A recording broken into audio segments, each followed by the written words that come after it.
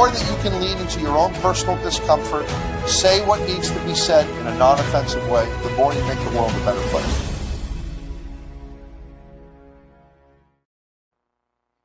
All right. Welcome, Facebook, LinkedIn, YouTube, and Instagram to this really anticipated Jumpstart podcast episode that will feature a new friend of mine and a very timely topic, the power of the peer role. Welcome all on social media. Janeel Adams is someone that has come into our consciousness only recently. There was Janeel, a very funny way that we came to know one another. We witnessed one another. I witnessed your name for the first time in some pleadings and wondered why someone was asking for communications between us when we didn't even know each other. And I had reached out to you some time after that to say, hey, I don't know what happened, but I just want you to know that I apologize for any inconvenience that may have caused you, but I had nothing to do with it. And you were wonderfully gracious in receiving that. And we had occasion to learn a little bit more about one another. And we discovered that we know some of the same people. And, you presented to me in a very short period of time a tremendous amount of depth in your understanding of the role of a certified peer in the care continuum, particularly in the crisis response and outreach space. And it was through that formative discussion that I said, my goodness, we need to host you and share your worldview on the Jumpstart podcast. So thank you so much for your willingness to do this and to share your story and your experience with others. It's very appreciated. Yeah, absolutely. Thank you so much for having me. Yeah. Janeel, if you would tell us a little bit about, your journey, your backstory.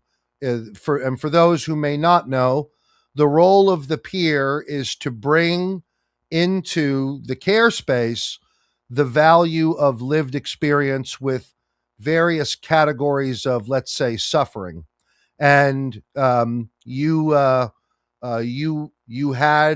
a journey which led you ultimately to this place, but maybe you could talk a little bit about how you got here. Yeah, absolutely. Thank you, Andy. So, I'm the youngest of 12. And so growing up, my siblings were my idols, right? They were my heroes. And so when I saw my siblings, I had a brother go into immigration attorney, be an immigration attorney. I had a sister who became a social worker. My mother, after she raised all 12 of us, left and became a lobbyist for people with disabilities and fought for people with disabilities rights until the day she died at age 76. So from a really young age, that had a huge impact on me. And I always knew that that's what I wanted to do. I wanted to help people. I just didn't know in what capacity. And so at 19, became addicted to drugs and alcohol. And I spent 20 years in and out of, treatment, AA halls, sober housing programs. And, all throughout, I just kept thinking to myself, when I get out of this, if I ever get out of this, that there's so many things that I would like to see change. There's so many different ways that people can be supported. And, I did make it out of that. And when I heard about the peer role, I just, it absolutely clicked that was a role for me. So it all came full circle pretty easily.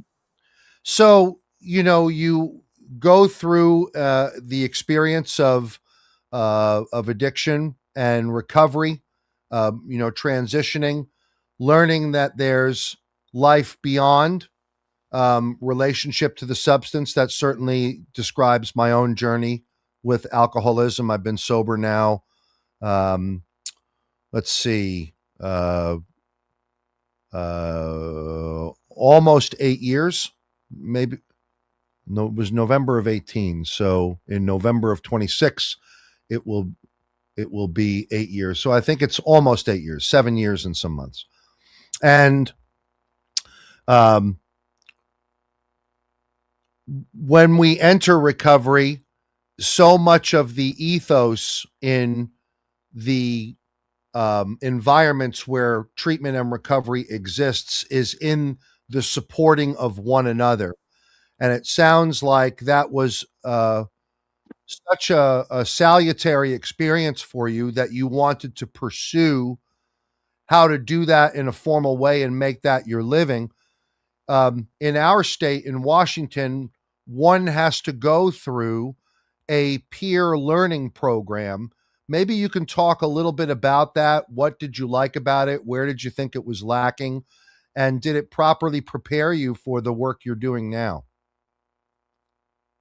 Let's see, that was a few years ago now, but it's a 4-day program that basically kind of helps you prepare kind of your message and the message of the peer role, so that when you are meeting people and you're kind of presenting this, kind of selling it to, to society as what it is, that, Right. basically they found it more effective to have people with lived experience to be working with people, well, not more effective, but very effective, in helping people recover and on their mental health journeys. It was such a long time ago. Can't say that I remember specifics of it. I do think that there's, Well, that's some saying present. something. That's worth mentioning. That's saying something. If you're not able to recall what the certification program conferred, there's some Yeah, meaning in that feedback. There are learning experiences across the lifespan that people remember 30 and 40 years later. right. So, what I'm Yeah, hearing is that there wasn't really anything noteworthy that stuck. yeah. To be honest, that's pretty accurate That's description. Yeah, fair. That's totally fair, yeah. and that makes sense. But when you completed that program and went to work, one of the things that we talked about in our formative discussion, and I think that it's an area that's not talked about enough, is the particular manner in which someone who is working in a peer role processes the observation of similar suffering in the lives of others when they're in this formal capacity. And that's different for someone in a peer role than someone in, let's say, a clinical role or some other part of the system. Maybe you can elaborate a little bit on that. Yeah, well, if I'm hearing you right, so when I work as part of a mobile crisis team, and so that's me and a clinician, so someone who has a degree in, say, social work or psychology or something like that. So when we go out and we and meet with somebody, my job is essentially to connect. That is this. If I had one word to describe peer work, it would be connection. My job is to basically make that be a kind of poster person for what their life can be, as opposed to what it is right now. As opposed to the clinician who's there to ask, for example, safety questions. Do they feel safe? Are they feeling Right. suicidal? Right. Um, yeah, so that's kind of in a nutshell. And after you establish the connection, what does the relationship look like with the person on the case? You're assuming someone on a caseload, there's going to be more visits, presumably, or is there just one initial contact that you're making with someone? Yeah, because I work in the crisis field, it's typically just that. It's that in that moment, I may never see them again. And so, yeah. And so that connection piece is really important as far as how it comes across and how it goes down. Okay. So it sounds like what you're trying to um, engender with a person is credibility. That the things that we're trying to appraise and the referrals that we need to make are in the service of your well being. And as someone who is a peer, I'm here to make sure that that lands with a very caring result. and that you experience the referral as not something from, uh, a dismissive, diffuse agency, but rather a one human being to another to get you to move off of this spot you're on and take this advice that we're offering or these recommendations that they're offering. Does that sound fair? Yeah, exactly. And I think, it's a great kind of combination because, when you're in that mental health crisis and you're experiencing those situations, you do want a so-called professional there as well as somebody who's been there and who's gone through that. And so when I'm there and they've gone through the safety questions and I get to, pull them aside and be like, look, I've been there before. It wasn't that long ago that I, was alone, had nobody, didn't ever think I was going to get out of it, but I did. And just because things have been, this way up to this point doesn't mean they will always be like that because, standing in front of you, I have a job, I've got, family and friends, and I didn't have those before. Yeah. So you're And it's just, modeling hope and possibility to another human being. yeah, exactly. And it just goes so much further than, than just the professional or clinical side, I would say. And it's probably worth mentioning, Janeel, you know, the use of peers in the care setting is not particularly new. Although it's struggled to become popular. It is popular today. There was a time that it was highly unpopular, and it Mhm. took very special people who are friends of mine, like Greg Smith, who, for instance, in the early millennium, when Greg was the CEO of the Pennsylvania State Hospital System, and this is 25 years ago, he would have someone who was in the system as a psychiatric patient on the executive hiring panel Mm. for executives on the leadership. That's awesome. And, Yeah. and he caught all kinds of flack for that, but he did not care. He Yeah. Good wanted for the him. peer perspective. Yeah, exactly. He Yeah. wanted the peer perspective in the hiring decision. Hmm. And later, and this is something you and I talked about that I'd like to get into a little bit. Um, in the care system that I worked in for many, many years, we began to introduce the use of peers in the treatment environment, particularly the inpatient environment. We also began to observe, let's say, special human resources considerations around the use of peers because of the particular backstory that they bring to the position. They're having to manage a psychiatric condition, they're having to manage their recovery, they're having to manage their thoughts.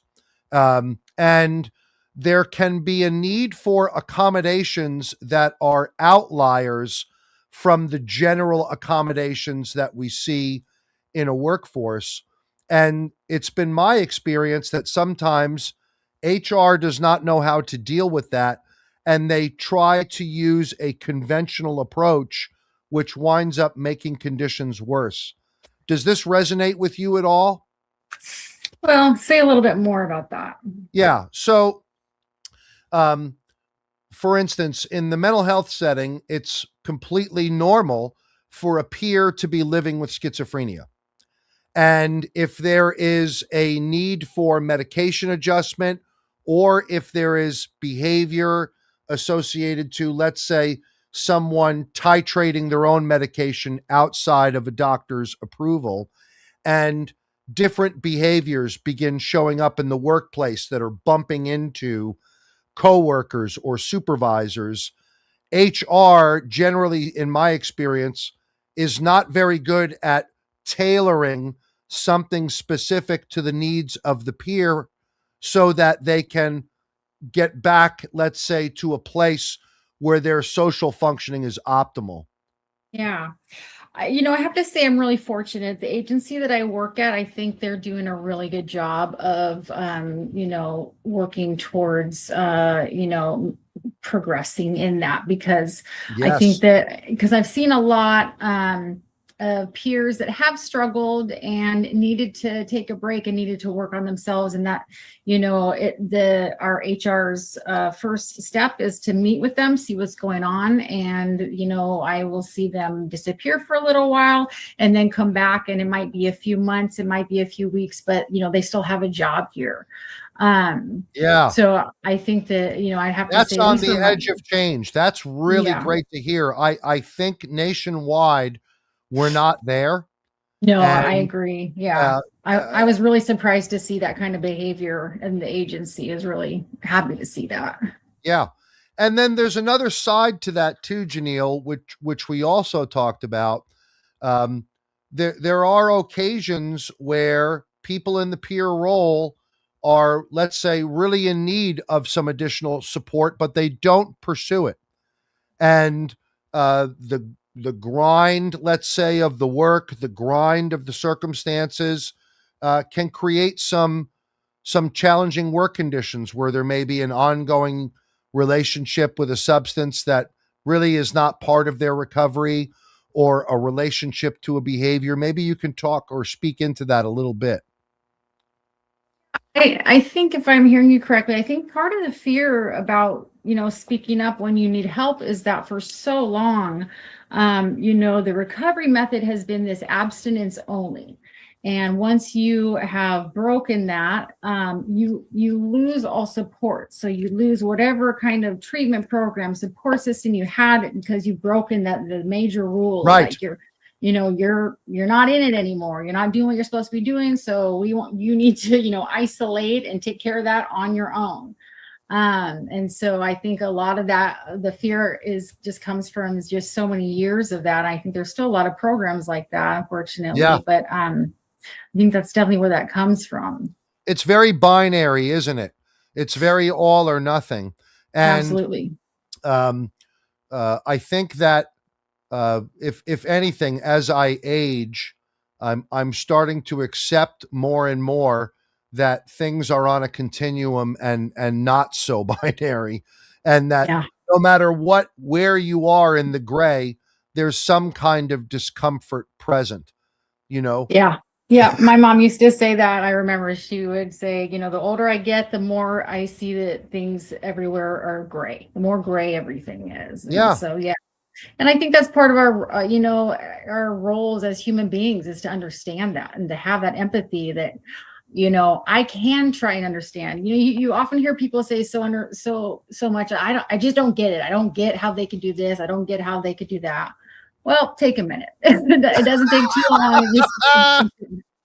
yes, I couldn't agree more.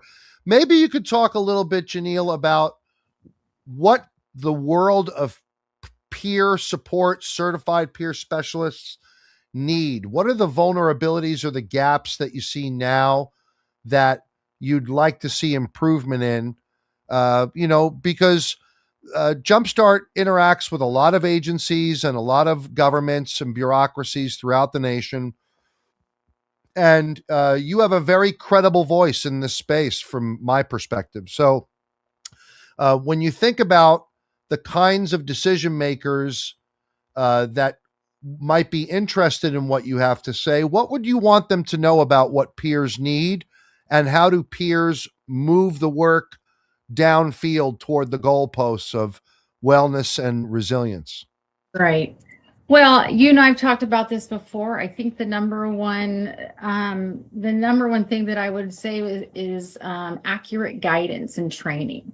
Because we come from this role of having lived experience, and that is going to come naturally. But how we, facilitate that is not just going to come naturally. I mean, just working with people, we know that, we've been there, but how does that come out? How does that come across? And that is, just essential in how we can help people. And so, everyone has the Relias trainings that they spend hours upon hours, suffering through, but it's, and in the mandated trainings that are not always the best. I mean, it's like, Yes. we need those subject matter experts out there that are actual experts, that are actually in this for the right reasons, that can, show. We need peers that can train us, peers that have been trained to train. I Yes. think that's what I see lacking the most. I'm so glad you said that. I was just in, um, I won't name the system, but I just visited a system not long ago. I was there for a week visiting some of their institutions and then delivering training. And I saw what I see in so many other systems. And that is and let's call it on my front, on the crisis de-escalation front, there are many people in the workforce who are individually talented. They're very talented. They're good at de-escalation. If you asked them how they're doing it, and if you asked them to transfer their knowledge from one person to a coworker, they would struggle. They just have their natural talent. And it's the employer's responsibility Hmm. to to highlight this individual talent in a way that it can be templated to some degree across the workforce so that one person is not carrying the burden of the demand for the talent. And Hmm. um, uh, I'll share with you a kind of an axiom that was shared to me by just a brilliant forensic psychologist who was my harmonica player for many years. We played in a little blues duo. Um, Okay. he used to say, "Cream rises to the top and shit floats." So both are at the same elevation, if you will. Uh-huh. And Right. the challenge with people who are particularly good and talented at something is if the um we'll call them the cream, if the other floating party is allowed to float in an equal level of um, acceptance, it dilutes the talent of the talented person. It dilutes the service that they're giving, and it presents this as an alternative. One of the other slogans I absolutely cherish from Grunther and Whitaker is the culture of any organization is shaped by the worst behavior the leadership is Hmm. willing to tolerate. So, Absolutely. one of the things that I'm very proud of at Jumpstart is that what we bring to an agency or a workforce or an employer is a template where individual talent in de escalation is then, let's say, elevated to a specific understanding of the principles that their talent is. Their talent could be described in these principles. And when people commit to these principles and do them in a particular method, you're able to raise the overall quality of everyone's de escalation skill. And people who are talented wind up really, really taking this and running with it because they see, oh my gosh, I now have the ability to explain what I have been doing that has been working. I've come to identify areas where uh, I may have not been functioning optimally, and now I know what to spend more time on. And I know how to properly transfer this knowledge to someone else. And in our approach, Janeel, our trainees are working with parents, neighbors. They're helping people with the method. Um, uh, Certainly, when you actually, I'll try to ask you this in just an open-ended way. Tell us about your experience going through, let's say, the mandated training for crisis de-escalation, and then when you came to our class and met people who were working with you in real time to leverage your talent. Yeah. Well, so in juxtaposition, when I had gone through the training that my agency provided, and gone through all the trainings, and then I was thrown out in the field, I really felt that on a day-to-day basis that I was having to create my own method. Yes. Um, And so, which is really difficult, especially when everyone's doing the same thing, which means everyone's got a different method. Everyone's maybe not got the right method. And so it was really, I mean, just to be frank, it was just comforting to have gone through a training that gives you that black and white, A, B, C, and D. You do this with every single person. Yes. Um, and Yes. then to have it kind of hammered in our head by going through all those drills. I mean, I've never really had a training experience like that, which is so unfortunate because it seems like a pretty basic process. You know, you find the method that works, you practice it, help people practice it. But yeah, I mean, as far as, what I had to do before, it was such a relief to be able to go to work the next day and be like, I don't need to worry about how I'm doing this and trying all these like experimental methods. Yes. Yes. A subject, an expert has given me the method to do that. So I don't have I to do want that. to, yes, thank you for describing it that way. You know, what's funny is in the psychomotor training world, anything that has to do with manual complex motor skill, we learn that way.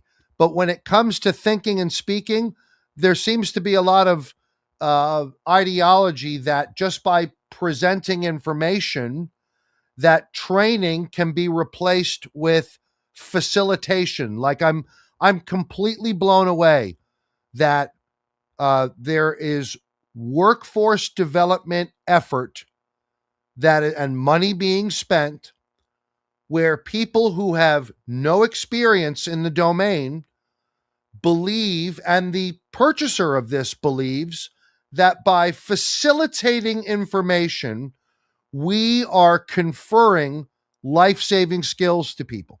And it happens across so many sectors that that we can present some slide deck and somehow people magically inculcate this knowledge and then know how to apply it. It's impossible for me to not think about when we learn the rescue knots in the fire service and we sit there in the training room, you know, fumbling with a knot for quite some time, feeling foolish and looking foolish. We're looking at a diagram and trying to tie it. And in a short period of time, we start tying it correctly. And then we are led through a series of exercises that become progressively more complex. And by the end of the day, everybody is tying these same 6 knots correctly. And they're doing things like putting a chainsaw on an 11 millimeter line, sending it up to the second floor, putting a pike pole on a line, putting it up on the top of a building. And they're all tying the 6 knots the same way. Now, Mm, in many cases, there are other ways to tie those knots. But when you have to raise a workforce of people that have to work right, together and right. they are going to deal with pressure, they're going to want to rely upon what's going to work under pressure. So that's why we train people in a method. And, Yeah, um, but the method is not prescriptive in the contextual sense, it's prescriptive in the attribute, like wanting people to start with validation is an attribute. You can apply that anywhere. But we're not saying use this sentence, if that makes any sense. yeah, Say this absolutely. thing, you know? And, Yeah. you know, it was wonderful to watch you participate in the training the way you did with enthusiasm and grace and, you know, a lot of collegiality with the other students there. Um, when you came back to your peer experience, you know, on Mobile Crisis, um, well, first I should ask you, do you interact with other peers on your team? Yeah. Okay. Yeah, and I will say just on that note, I've had many conversations with my peers where they have all expressed the same desire to get that training. Yeah. And when I came back from your training, I immediately went to one of my supervisors and just said, "There's got to be a way. We've got to figure out a way to get this to our agency." He called me. Just so you know, he called. So we're Okay, we're good, we're awesome. having that discussion now. Okay, Yeah. awesome. So, and so thank you That's for that. great. Um, Yeah. but you really accurately diagnosed a nationwide, system-wide opportunity here. I love the way you described everyone develops their own method. Everyone develops their own method in the absence of the Mhm. structure. Yeah, And you have to. yeah, That's and you in got to. some systems that are challenged, let's say adult corrections or juvenile justice, when there are challenges in the system with how employees support people served, there's variance in what that looks like Mhm. from person to person. And Yeah. when that happens, there are problems across a shift, across shifts, Yeah. and there's inconsistency in how people are met when they're in distress. Yeah. And I think that has eluded, managing that has eluded many people in leadership because they're not, let's say, um, as aware of the technical requirements necessary that they need to be to acquire consistency. Yeah, or that, or they're not aware of the potential, the potential for what could be. I think at least for my agency, there's so much money coming into the crisis sector that they're so concerned about having a program there that people can see. We've got the program for this and a program for this and a program for this. What's happening inside of that program? How are we doing inside of that Oh program? my God! Thank you for saying that. It's like you say everything that I want to say and overlook saying. It just naturally. That's exactly right. There's not enough high resolution. People can say when they got to report out to the legislature or they have to Mhm. report out to a funder, look at the programs we built. Right. What the hell are you measuring inside the program? Right. You know, Exactly. and Yeah. if you can't Right. measure it, you can't manage it. Right. And at And the people time, accept. I'm sorry, I'm talking too much. Please no, no. elaborate. Well, no, I'm just gonna say, for all of our documentation, what I see is that they're focused on the time spent with people, and that's just not how it works. It's yeah, it's Yeah. Is it 10, frustrating. right, is it 10 minutes of accosting and abuse, or is Or it 10 minutes of support? Like, what the hell does the 10 minutes mean? You know? right? Is it 20 minutes of waiting for an ambulance? I mean, Oh God. Um, Janeel, there's so much for us to talk about and do. And yeah, I think that there is such extraordinary need for your voice and voices like yours who are bold enough to say the things that need to be said. And boy, the way you just said that is one of them.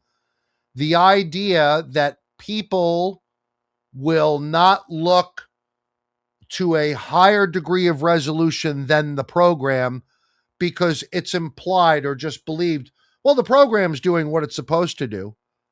Where is the evidence of that? How are we right, appraising that? How are we yeah, assessing that? right, And um, perfect example, and I can speak about this now because I'm no longer with the agency, but um, you know, when it comes to the orders by a licensed healthcare professional for seclusion and restraint, there is a tremendous amount of variance in what those prescribers appraise as imminent or immediate risk. And there are some physicians where a patient might hurl some insults at them and the doctor orders restraint. And the presentation of immediacy is pretty vague to capture. Whereas there may be other licensed professionals who will wait to witness observable, articulable signs of immediacy. The person picked up the leg of a broken leg off a desk and was closing the distance rapidly.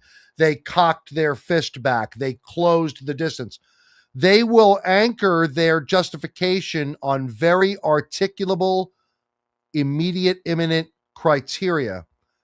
And the absence of, let's say, coaching, education, feedback to reduce that field of variance is just not there. And I'm almost wondering, when are we going to care about exactly how we do it? What we're doing is the program. How are we doing the program? And Yeah, how are we absolutely. measuring the how? Right. Right. And I think what it just comes down to is just the right people in the right roles to have the right, concern.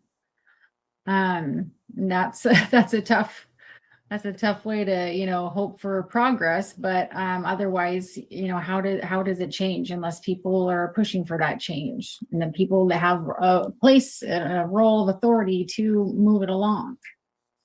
What would you say, Janeel, are the barriers now to peers moving vertically in an organization without losing the peer vitality, the peer anchoring?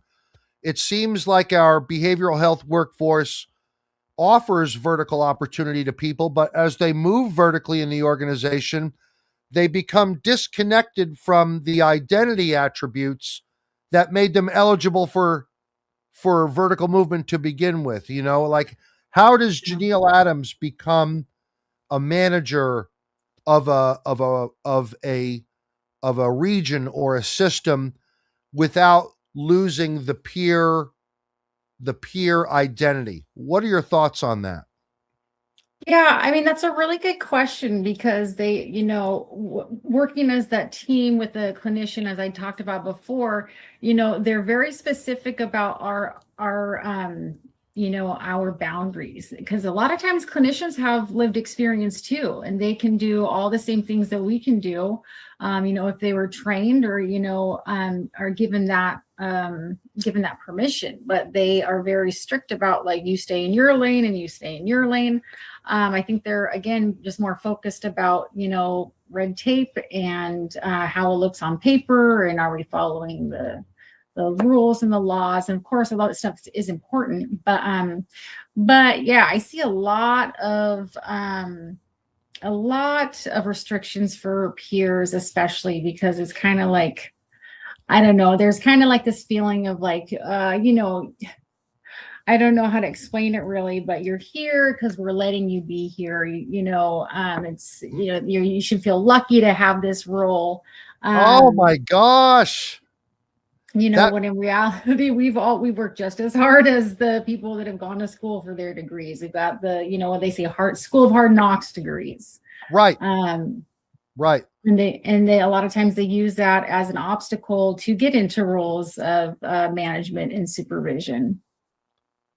I want to thank you for saying that, because I certainly don't hear enough people talking about what you're describing as almost like an attitude, like a cultural attitude toward the peer. Like, okay, you fought hard enough to get here, but you better stay in your place and stay in your lane, because Right.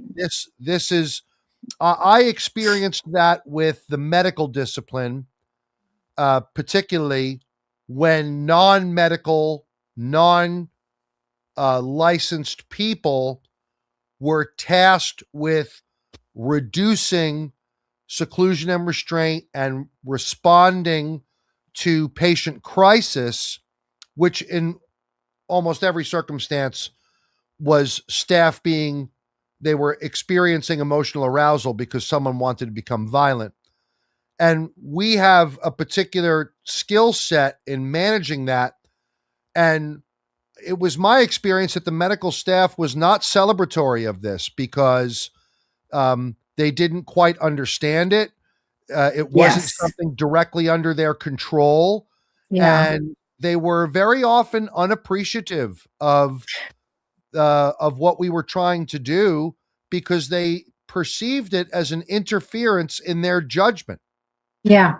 Yeah. And again, I think that is the role of our employer to, to bridge those gaps. We're not coming in there every day explaining our role to every single, doctor or nurse every time we go to the ER, but sometimes it feels like they need that.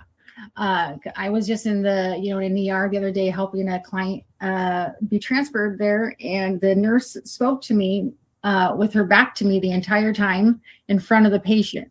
And there's just so many things about that I'm just like, where did we go wrong here? What is going on here? Yeah. Um, How did you but handle that, Janelle? Please tell me. What a fascinating anecdote. I know exactly what that feels like, and it's awful. It, yeah, it's it's almost enraging. Like, I'm right. sorry, you're a care professional with a license making almost $200,000 a year, and you're Yeah, going to speak to me with your back to me? yeah. Yeah, so I started to talk to her, and then I noticed that she was going to continue with her back to me. And so I just stopped. And then when I stopped talking, then she turned around and I just asked if we could step outside of the room. So we're not speaking in front of the patient, anyways, as I talked about how delusional she was. God, that's But care 101. So she wanted to do this in the room. yes, yeah, yeah, My God. I yeah. know But a hospital executive that fired a physician. Years ago, CPR training required 30 compressions, 2 rescue breaths. You had to breathe mouth to mouth. That was the required CPR protocol. We're past the rescue breaths now. It's compressions only today. yeah, Back then, it wasn't. There was a physician who objected to the rescue breaths because it was a psychiatric patient. And and my friend, who I told you about earlier from the system in Pennsylvania, fired that doctor. yeah. I mean, Fired. essentially, what they have no value. Right. Like, what are you talking about? Now, we've evolved, after that period, there were breathing barriers that the American Heart Foundation were providing, where it was like a mask that's got a valve on both sides and you put it over the person's mouth. I mean, I can appreciate that there were epidemiological concerns and fears that anyone had. But if someone needs CPR, you're rendering life saving intervention. This is not the time to object to a rescue breath. And Yeah, wow. I remember I remember him being very passionate about one of his doctors patently refusing to do that, placing further potential risk Right. to or life restoration to the person who was suffering. Yeah, And um, I think I got off on that because the it's those kinds of things in a system that training will not fix. Those right. are leadership issues. When we have Yeah, people exactly. engaging in practices that are iatrogenic, harmful, that's a leadership problem. That's not a Yeah. training problem.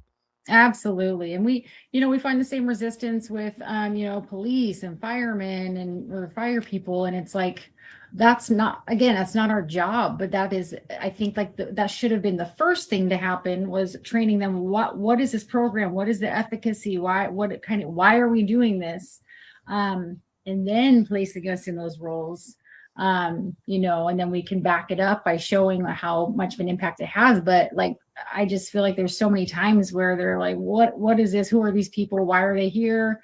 And understandable resistance if they don't know who we are and we're just lay people coming from the street and we're not I would be resistant too. Yeah. I want to thank you so much for saying that because um, doing the work is hard enough, whether you're a peer or a clinician or an emergency responder.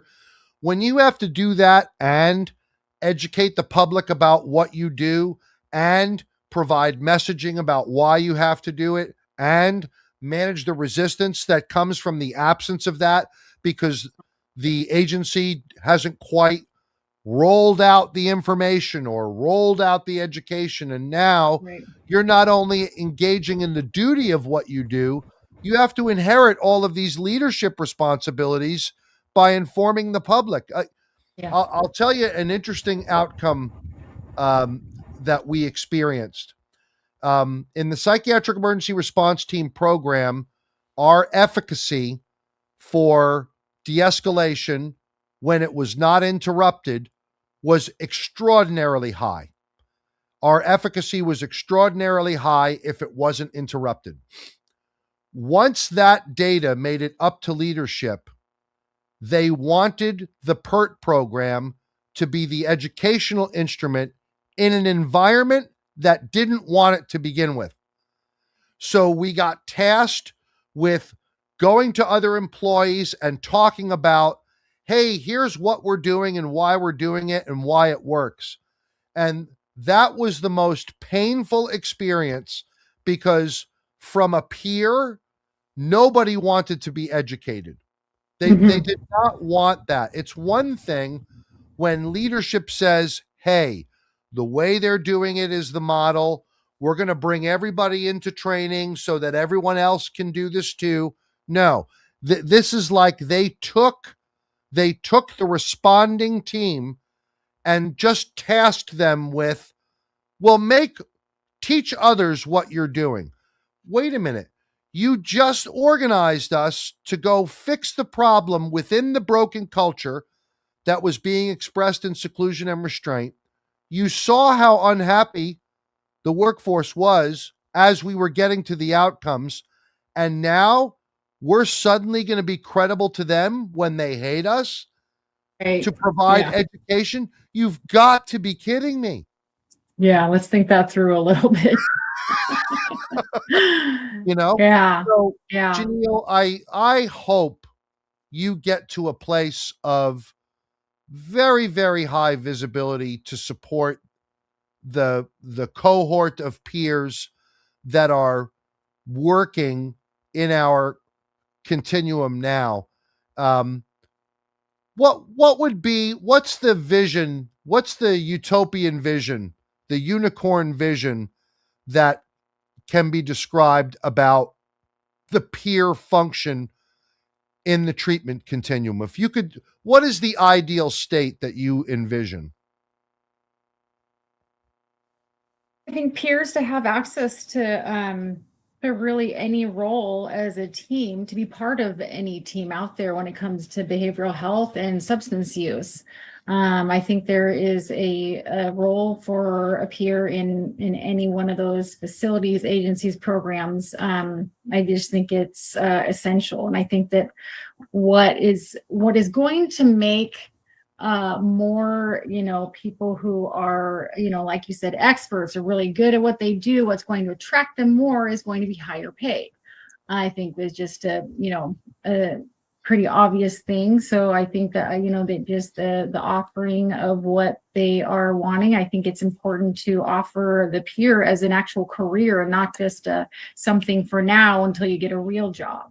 Oh God, thank you for saying that. I do think some systems are responding to that. I recently worked for a system in California where the entire program, the entry the entry level job was six figures, lived experience only was the criteria, high school Oh, not necessary, college not necessary, but you had to submit to their onboarding program, which was like 8 weeks.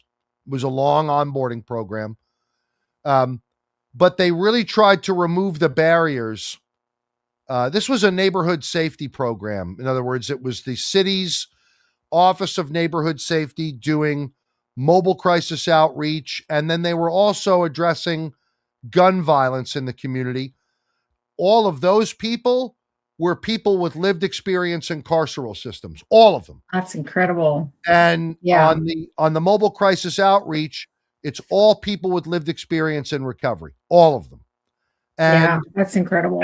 yeah, so I mean, you could definitely see a career when someone can make a real decent living wage doing a meaningful job. So, Janeel, you're just inspiring. Please keep being outspoken and doing what you're doing. I'm really looking forward to staying connected with you to collaborate and support where I can and benefit from your peer perspective. Um, My dad used to describe the journey as like pushing a big rock up a long hill. And Hmm. as I age, as quickly as I'm aging, I'm accepting more and more that the outcomes I thought were attainable in my lifetime may not be.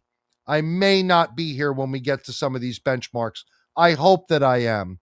I hope I get to see some things. But it definitely takes a number of people to push that rock, because people get tired or they age like me Right. and they have to stop pushing, and they just want to open up their ham Radio Shack and sit there all day. Like that's like my retirement visions are my ham Radio Shack and my forge where I hand make knives and axes. Yeah, well, I I can't love do that that. right now. Well, good news is that you're not the only one aging, but Yeah, yeah, no, thank you so much, Andy. And I just think, I'm just really lucky to have crossed paths with you. Really I appreciate you bringing me into your circle. It's my pleasure. Thank you so much. And for those of you who watched us live or catching the recording, thank you so much for your interest in uh, our discussion about peers and the peer role. If you want to learn more about Janeel, you can hit us up on email and I'll see if I can get you connected. But Janeel has just been such a wonderful personality and person to have in my life. And I hope that she's inspired you to think more about how to support our peers who are working in our systems. Next week, we have Holy Listening with Dan Oblinger, hostage negotiation educator and Catholic seminarian who's out there trying to reach young men with the power of crisis negotiation skills in the faith context. Join us next week for Holy Listening. And Janeel, thank you again so much for your time today. Thank you so much, Andy. Okay, take good care, All right, everyone. you too. Thank you. 10, 9, 8, 7, 6, 5, 4, 3, 2, 1.